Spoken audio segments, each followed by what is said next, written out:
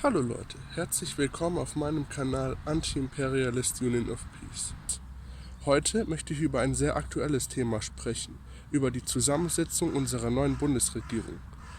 Zu diesem Anlass stehe ich heute hier in Karlsruhe vor dem Bundesverfassungsgericht.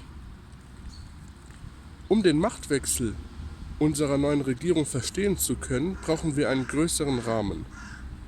Dazu müssen wir zunächst wissen, dass Deutschland, wie alle Staaten der westlichen Welt, zurzeit in einer massiven und internationalen Krise steckt, die nicht erst seit der Corona-Pandemie begonnen hat. Nein, die Krise begann viel früher, bereits im Jahr 2015, zunächst mit der Flüchtlingskrise. Auch die Zunahme an Demonstrationen für Fridays for Future oder die Proteste nach der Ermordung des Afroamerikaners George Floyd sind in das gesellschaftliche Bewusstsein gerückt als große gesellschaftliche Probleme, die es zu lösen gilt. Die Volksparteien wie die CDU jedoch waren nicht in der Lage, auf diese Probleme adäquat einzugehen. Am wenigsten jedoch erwarten die Menschen von der CDU, der Bevölkerung die Perspektive zu geben, dass diese Probleme innerhalb der nächsten Jahre gelöst werden könnten. Die mit der CDU als Regierungspartei vergleichsweise konservative Regierung wurde zu einem Synonym für Veränderungsresistenz und Stagnation und schien nicht dafür geeignet, Probleme auch zu lösen. Das lässt sich unter anderem an der verfehlten Corona-Politik mit widersprüchlichen Regeln, aber auch an einem schlechten Katastrophenmanagement wie etwa im Ahrtal beobachten. Dies ermöglichte es, die politische Debatte in zwei konkurrierende Lager zu spalten. Auf der einen Seite in ein liberales Lager, auf der anderen Seite in ein konservatives Lager. Ganz nach amerikanischem Vorbild. Dies ist insbesondere darum möglich, da sich die Linkspartei immer weiter dem liberalen Lager angenähert hat und durch ihren unsinnigen Wunsch, am parlamentarischen System mitwirken zu können, massiv an politischem Profil verloren hat und deswegen bei den letzten Bundestagswahlen beinahe aus dem Bundestag geflogen wäre. Ein großes Problem dabei ist, dass bei uns ein großes sozialistisches revolutionäres Lager fehlt, das absolut notwendig wäre, um diese politische Krise auch adäquat lösen zu können. Von den politischen Fehlern der CDU profitierten vor allem die liberalen Parteien FDP, SPD und Grüne, die nun die Regierung bilden. Diese sagten sich vom traditionellen Regierungsstil der CDU los und möchten einen Aufbruch in die Zukunft erreichen, nach dem Motto mehr Fortschritt wagen. Doch was bedeutet Fortschritt wirklich für eine liberale Koalition? Die Wahrheit ist, dass Fortschritt für unsere liberale Koalition nichts anderes bedeutet als eine Erneuerung des Kapitalismus. Und da der bisherige neoliberale Weg die Menschen nicht mehr überzeugt, braucht es nun neue Anreize, um diesen Weg wieder attraktiv zu machen. Das bedeutet, unserem kapitalistischen System ein neues Gesicht zu geben. Dazu braucht es eine ganze Reihe neuer Anreize. Zunächst neue Vokabeln wie etwa Klimaneutralität, der Schutz der Soldaten, ein solidarischer Impfschutz oder eine wertebasierte Außenpolitik. Diese neuen Anreize lassen vermuten, dass es sich bei unserer neuen Bundesregierung um eine modernere und moralisch bessere Regierung handelt. Doch oft ist das Gegenteil der Fall.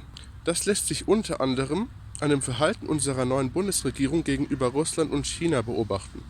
Trotz aller Feindseligkeiten versuchte die alte Bundesregierung immerhin dem Schein nach eine gewisse Balance in der außenpolitischen Beziehung zu Russland und China beizubehalten.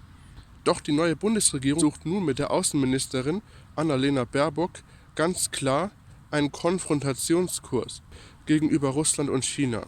So leiden zurzeit etwa die Beziehungen zu Russland durch haltlose Unterstellungen in einem Mordfall und haben somit ein beispiellos schlechtes Niveau erreicht.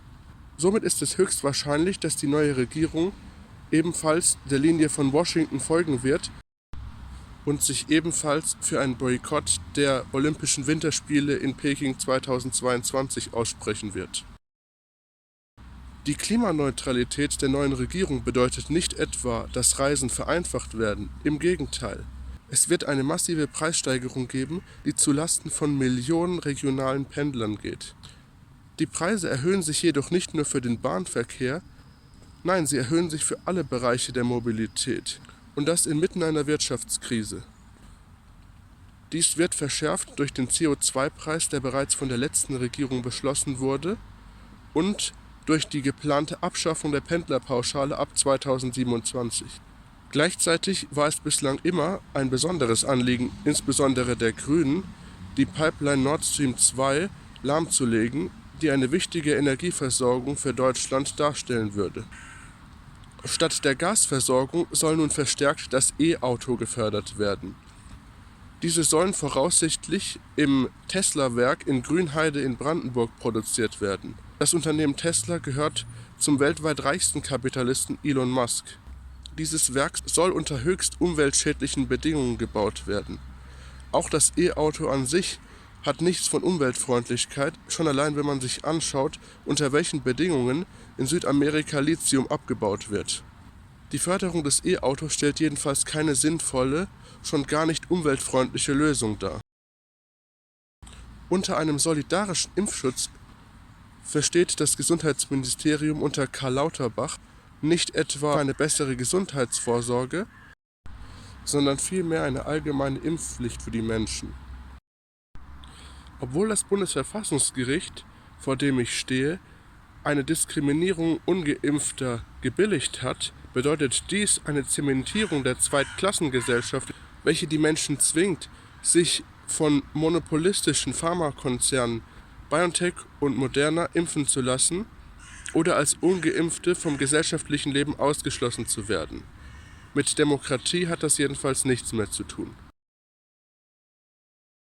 Unter dem Schutz der Soldaten versteckt sich nichts anderes als eine umfassende Bewaffnung der Bundeswehr mit Drohnen.